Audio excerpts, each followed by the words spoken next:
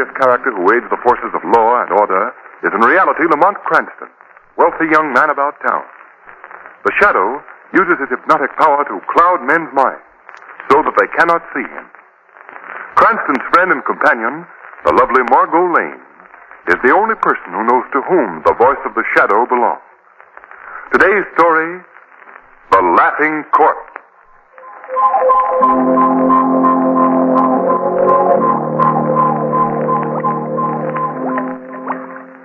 So when I see you come into the bar, I says to myself, there's a nice guy, I says. I'm a very keen judge of character. Yes, sir. So when you offer to buy me a drink, I accept. Say, by the way, mister, you ain't told me your name. What kind of a place is this you took me to? Looks like a lab or something. You know what I enjoyed? When we got into the taxi cab. Yeah, I sure enjoyed that. Driver, take us to 31 Blackwell Place. 31 Blackwell Place. Gee, it's been a long time since I had a taxi ride. 31 Blackwell Place, just like that. Sure was nice of you to bring me here. I've been sleeping in the park for, gosh. Say, what did you mean when you said we was going to conduct a little experiment? What did you mean, huh? Why ain't you talking to me? You ain't sore, are you? Well, don't talk if you don't want to. I don't care. What are you making in those test tubes? What kind of stuff are you making? Say, why are you looking at me like that? What have I done? Don't look at me like that. Hey, don't come any closer. I'm getting out of here. I'm getting out of here. It's locked. Please, let me out of here. Let me out. What are you going to do with me? Go away, will you? Hey, let go of my arm.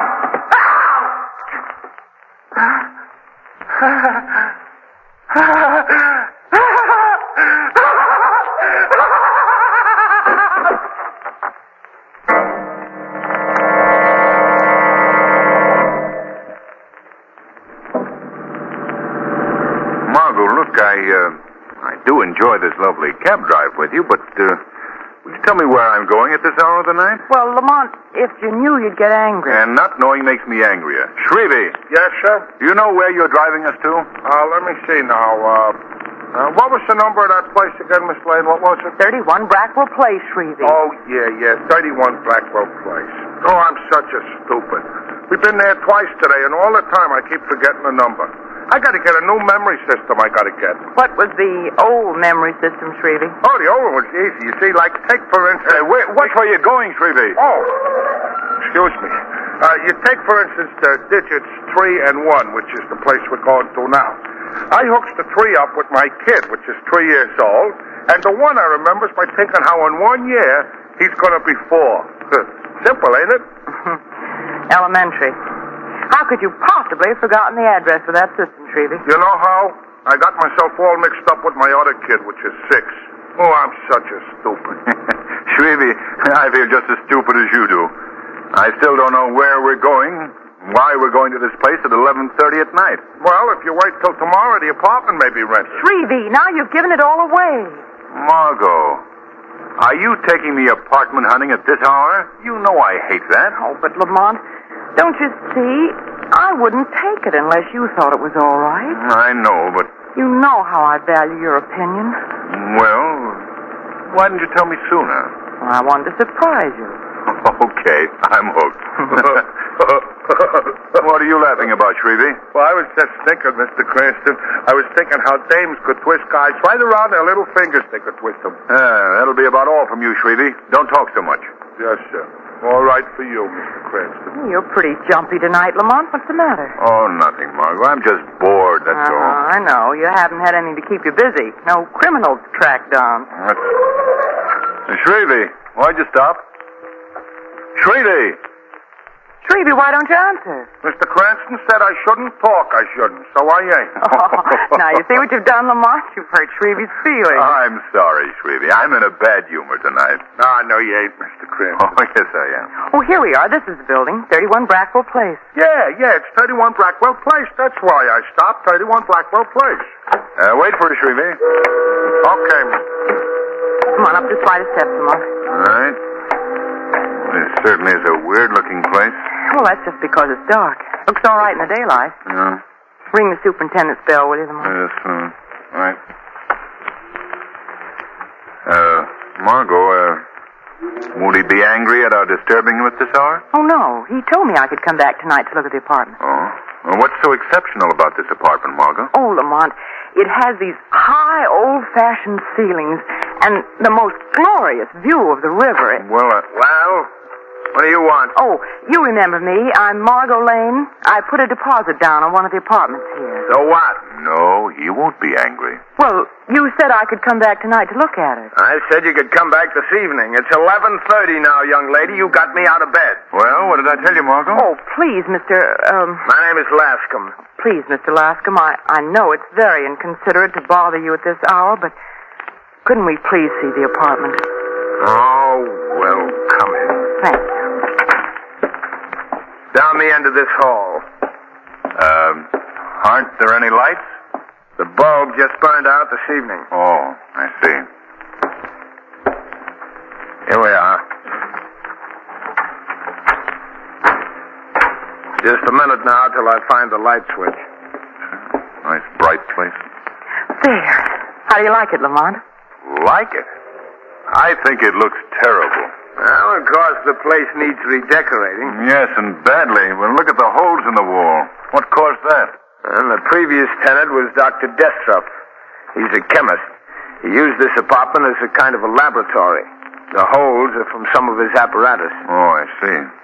Well, what do you think, Lamont? Well, if you wanted quiet, you certainly got it here. Yes, and it's always like this. Always nice and quiet. What's that? I don't know. Someone thinks something is funny, all right. Well, listen to him. Lamont, that doesn't sound like... Come on, Margot. I'm going to see what this is all about. There, Lamont, across that door sill. Dr. Lorenz. Here, give me a hand. His body's so tense. As if he had a convulsion or something. Let's turn him over. There we are. Oh, his face. His face, Lamont. Margot, get hold of yourself. Oh, but his face, Lamont, it's all twisted up as though he were laughing. Well, don't look at him, Margot. What are we going to do? There's nothing we can do now. This man is dead.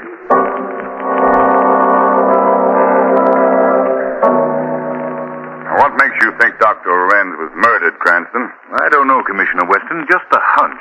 Well, there's not a mark of violence on the body. Well, if you'd heard that terrible laugh, Commissioner, you'd think something was wrong, too. Miss Lane, I'm sorry. I didn't hear the laugh. But even if I had, there's still not a bit of evidence here. Not a single clue to indicate murder. Well, Commissioner... All right. Now, you Lascom is my name. Lascom. Now, what do you know about this? I told you nothing. I was showing Mr. Cranston and Miss Lane that apartment when it happened. Did the dead man, Dr. Lorenz, have any enemies, Lascom? No, not that I know of. Who was the man who occupied that apartment Miss Lane was thinking of renting? Dr. Destrup, but I told you that, Commissioner Weston. Destrup and Lorenz. Yeah, now I remember those names. They're partners. They own a big chemical laboratory. Didn't you know that? You didn't ask me. I didn't ask you.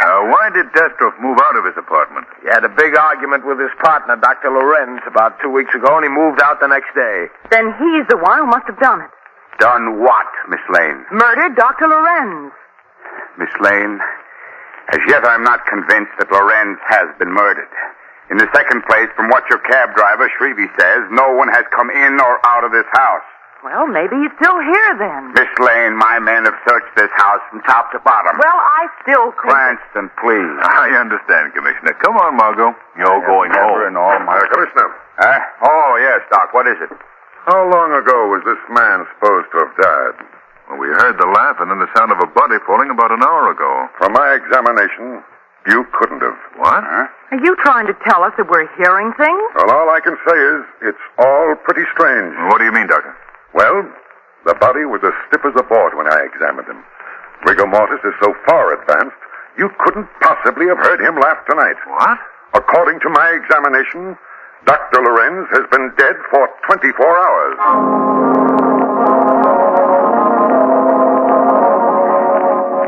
The way the medical examiner talked, you'd think we didn't know what we were doing, Lamont. How could the man be dead and laugh? The laughing corpse. It is pretty strange, Margot. I think Commissioner Weston ought to get a new medical examiner, that's what I think. Well, Margot, you remember when I went to turn Dr. Lorenz over, I remarked that the body was stiff? And it does look as if he'd been dead for some time. But that terrible laugh, Lamont. What of that? I don't know, Margot. And Lorenz's face was contorted as though he'd been laughing. Margot, I believe it was Lorenz that we heard. Why do you say that, Lamont? And look at this. Why, it's a little box. Looks like a jewel box. Yes. Read what's written inside the cover. You will laugh, but not from joy. You will laugh, and the laugh will be the laugh of death. Lamont. I found this little box lying in the floor near Lorenz's body before Weston came. What do you suppose was in it, Lamont? I don't know, Margot. But I'm going to find out. The Shadow is going to pay a visit to Dr. Destrov's laboratory tonight. Perhaps there I shall find the solution to the mystery of the laughing corpse.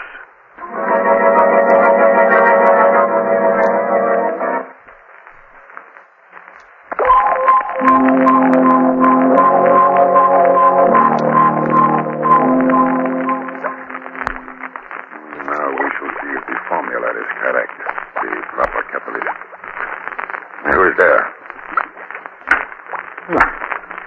I thought I heard the door open. It must be my imagination. It is more than your imagination, Dr. Destrov. What? Who is it? I can't see you. No man has ever seen the Shadow, Dr. Destrov. The Shadow? Oh, yes, I have heard of you. What do you want of me? Have you ever heard this phrase before? You will laugh, but not from joy.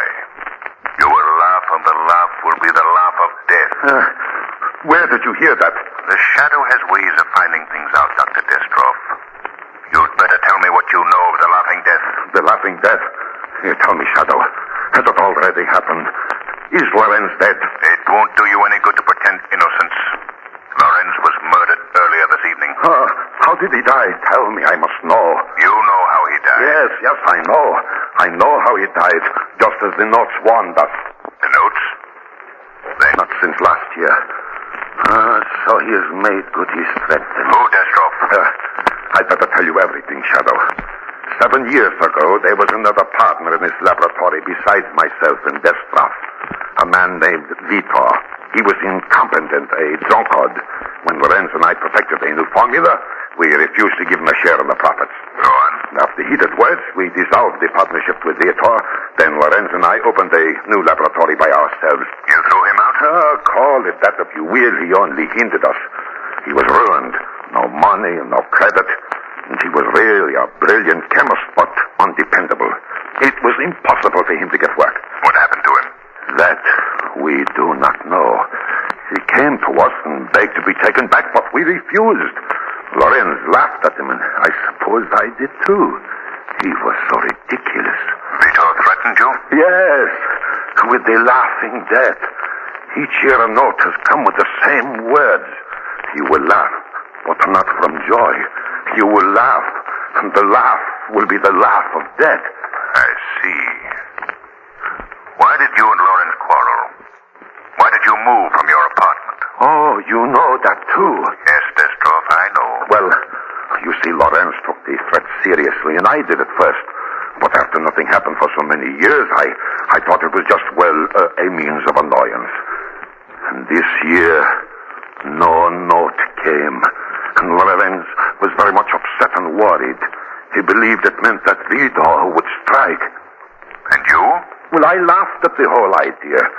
I told Lorenz that if he wanted to go the rest of his life fearing a foolish threat, he could. but I refused to bother about it anymore. This led to words, and I left in anger. I see. Where does this other partner live? Oh, why, I think that he... Oh, what is this? Oh, I did not notice it before. A small package addressed to me. My assistant must have put it on my desk earlier, and I had not noticed it. And don't touch that box. Why, it looks like a little jewel box. A tiny box similar to that one was found next to Lorenz's body. Oh, yes? What was in it, Shadow? Nothing, Destrov, except that threat written on the inside cover. Oh, now surely the words cannot hurt me. There may have been something in the box when Lorenz opened it. Oh, now, Shadow, my scientific curiosity will not permit me to allow this box to go unopened. I have rubber gloves on, and if it contains some strange type of poison, it cannot possibly hurt me. Destrov, I'm warning you. Oh, now, Shadow, I must open it. There seems to be a little push button here. There. It's empty. Oh, wait. Here's a message written on the inside. You will laugh, but not from joy. You will laugh, and the laugh will be the laugh of death. The same note that Lorenz received. Yes. Destrov, your life is in danger. You must tell me where Vito lives. Yes. Before he can complete his revenge. I think that he lives... I think...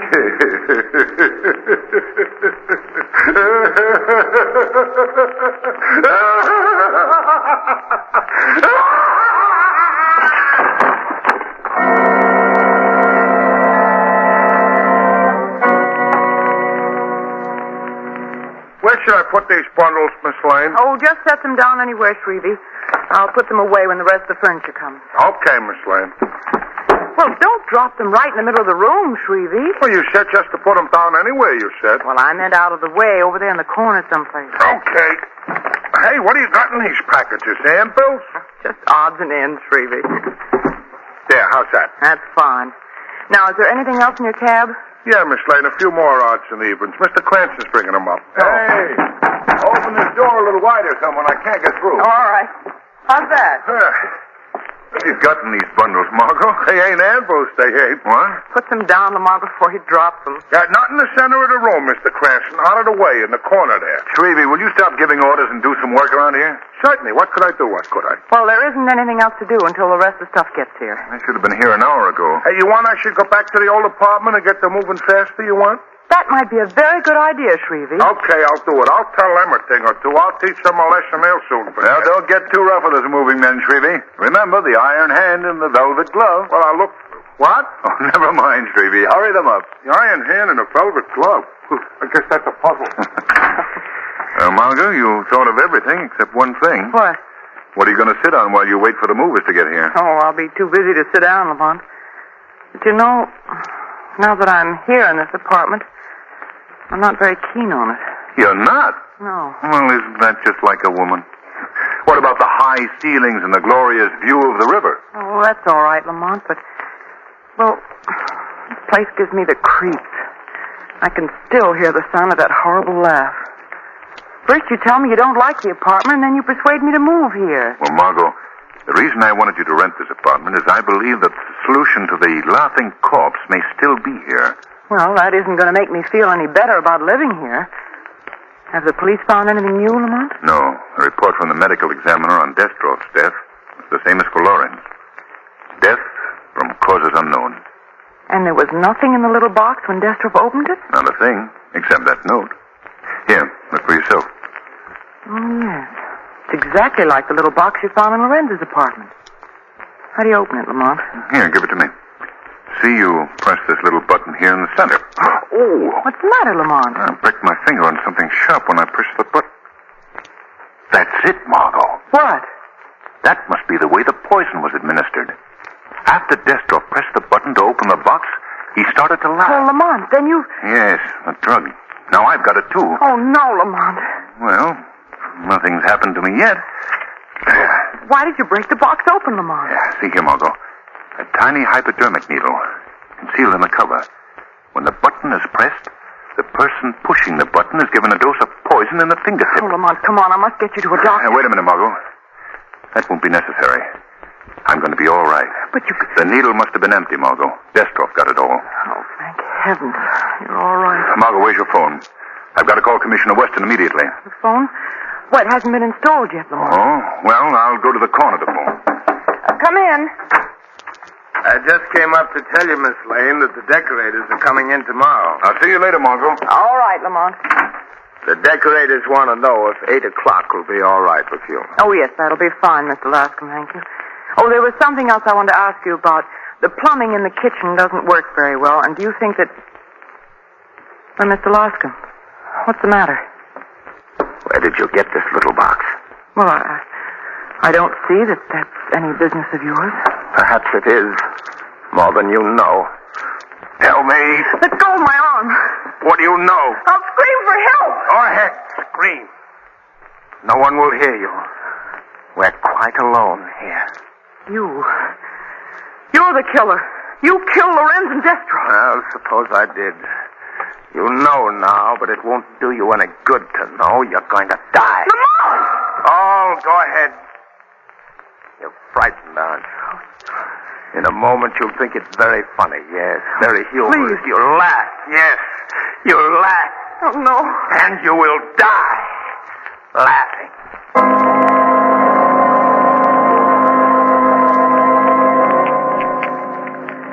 Oh, please, Mr. Lascom. I've never done anything to you. No, you and your friend, Mr. Cranston, know too much, Miss Lane. You wanted to catch me, make me pay for my crime. I would never have suspected you if you hadn't given yourself away. That's most unfortunate for you, Miss Lane. What do you mean? You see, I brought you down here to my laboratory in the basement to kill you. Oh, no. Don't be unhappy. You laugh as you never laughed before. Oh, you can't. I'm preparing my secret formula. The laughing death. Oh, no, now. please. One for you and one hypodermic for your friend, Mr. Cranston. Please, I promise I'll never say anything. Too bad I can't believe that. Oh. It won't do you any good to try to get loose. I took the precaution of binding you very tightly.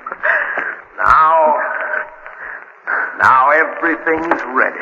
No, don't come any closer. Prepare yourself, Miss Lane. It won't hurt very much. And you'll be so happy. So happy. You will laugh. And laugh. And laugh. And then you will die. What? Something knocked the hypodermic needle from my hand. This is the end of your evil work, Lascom. That voice. The shadow, thank heaven. So you were the third partner, Lascom. Yes. I was in partnership with Lorenz and Destroff. Now I'm the only one alive. They ruined me. They took everything from me. You're out of your mind, Lascom. You blame them for your own fault. No, they caused my downfall, so I killed them. You vowed to revenge yourself. You came here, got yourself a job as superintendent in the same building in which they lived. Yes. I disguised myself. They never recognized me. You have a brilliant mind, Lascom. It's a great loss to civilization that you couldn't have used it for good instead of evil. The police will soon be here. Will never get me. Shadow, stop him. He has another needle ready with the poison. Stop, Lascom. Stop, I say. Too late, Shadow. I've already administered the drug to myself. At least, I have the last laugh.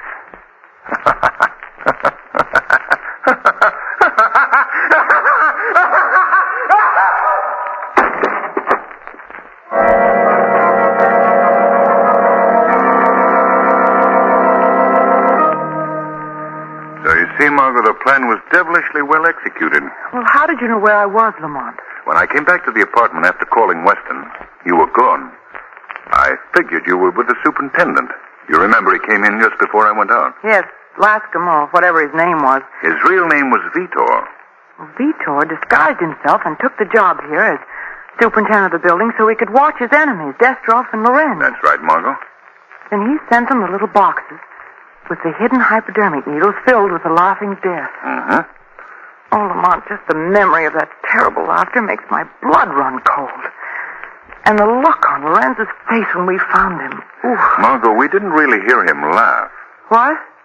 Well, if that wasn't a laugh, what was it? Well, you see, the poison in the hypodermic needle was very potent and worked very rapidly. It caused a sort of convulsion that sounded like laughter.